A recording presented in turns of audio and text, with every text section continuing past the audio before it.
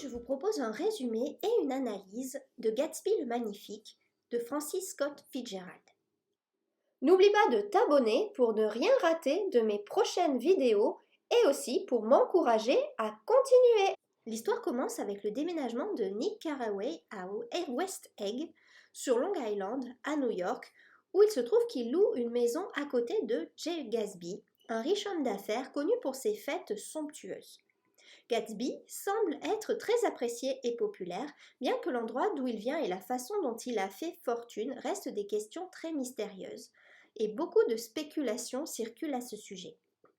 Alors que Nick s'installe dans son nouvel environnement, il rend visite à sa cousine Daisy et à son mari, un couple aisé vivant dans le vieil East Egg. Eux et leur ami Jordan Baker, une jeune golfeuse professionnelle célibataire et riche, initient Nick à leur vie dans l'East Egg, qui se caractérise par un temps libre abondant, un flux d'argent continu et un luxe sous toutes ses formes. Nick est attiré par ce mode de vie alors même qu'il commence à considérer sa superficialité, en particulier lorsqu'il en vient à comprendre que le mari de Daisy, Tom, a une femme à New York et que Daisy en est consciente. Au moment où Tom emmène Nick rencontrer Myrtle Wilson, qui possède une station-service dans la vallée des Cendres avec son mari George, il est engagé dans ce qu'il considère comme le mode de vie de la côte Est. Nick et Gatsby deviennent bientôt amis, même après que Nick se soit rendu compte que Gatsby poursuit l'amitié en partie dans le but de renouer avec Daisy, qui se trouve être la femme dont il était tombé amoureux avant la guerre. Il est intrigué. À la demande de Gatsby, Nick prend des dispositions pour que Daisy et Gatsby se réunissent chez lui. Bien que la première rencontre soit maladroite pour les anciens amants, il devient évident qu'ils se soucient toujours l'un de l'autre et Gatsby et Daisy continuent de se voir secrètement après ce premier rendez-vous. Finalement, les deux groupes sociaux de Nick, East Egg et West Egg, se croisent. En le rencontrant, Tom n'aime pas immédiatement Gatsby et sent plus tard qu'il se passe quelque chose entre Daisy et Gatsby. Alors que le groupe est à New York un après-midi, Tom affronte Gatsby qui informe Tom que ses soupçons sont corrects et que Daisy est amoureux de lui.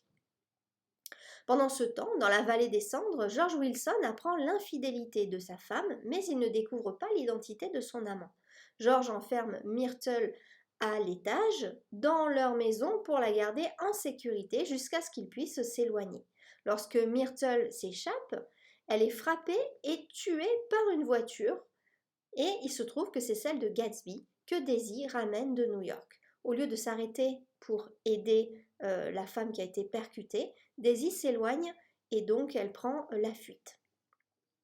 Désemparé, George est déterminé à trouver le conducteur de la voiture.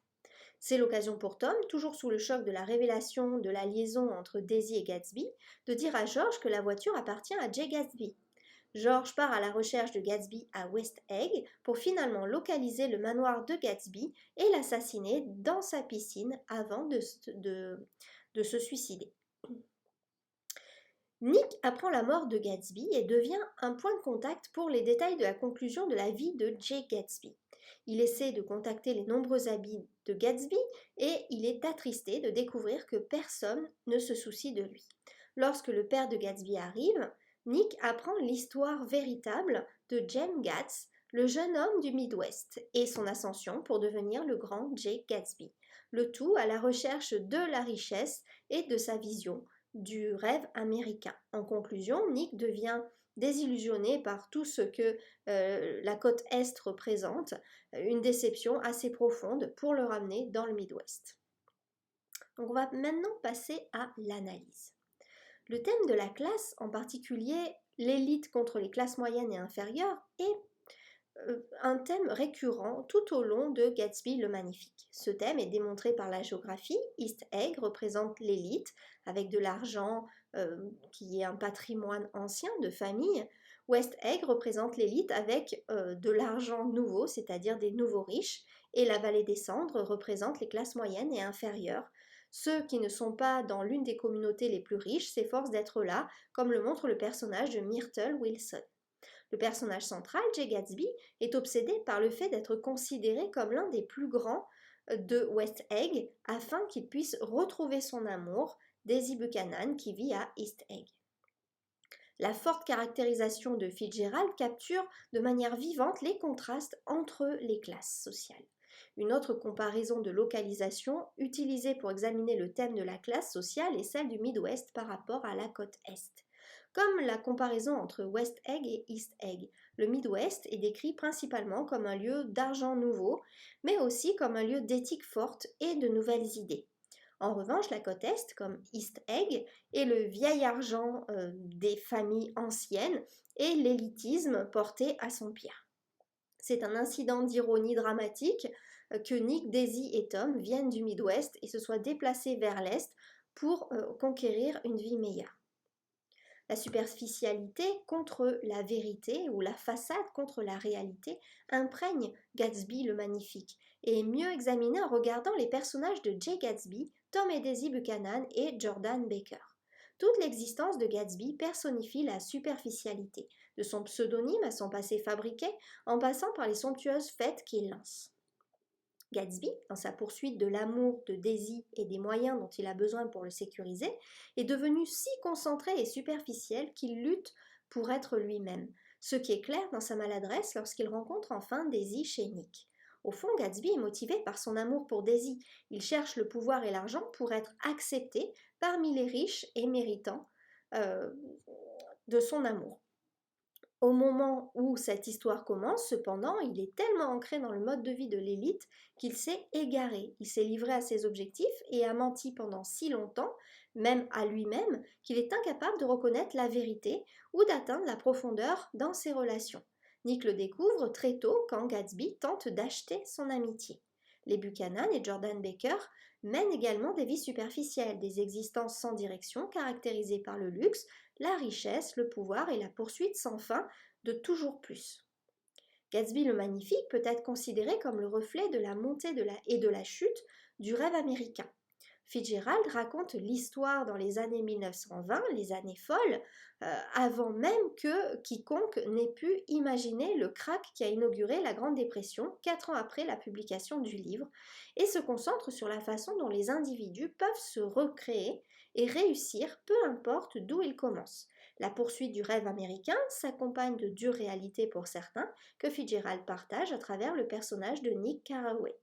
Par exemple, alors que Nick perçoit Jay Gatsby comme riche et accompli, il reconnaît également les insécurités et le manque de compétences sociales de cet homme et voit que Gatsby, à son propre détriment, a passé sa vie à courir après un amour qu'il a idéalisé au-delà de toute réalité.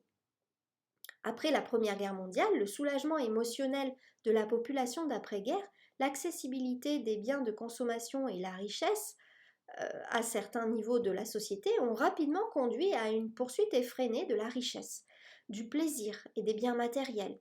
La nature destructrice du matérialisme et les valeurs morales en ruine de la société sont représentées de manière vivante à travers les personnages du roman.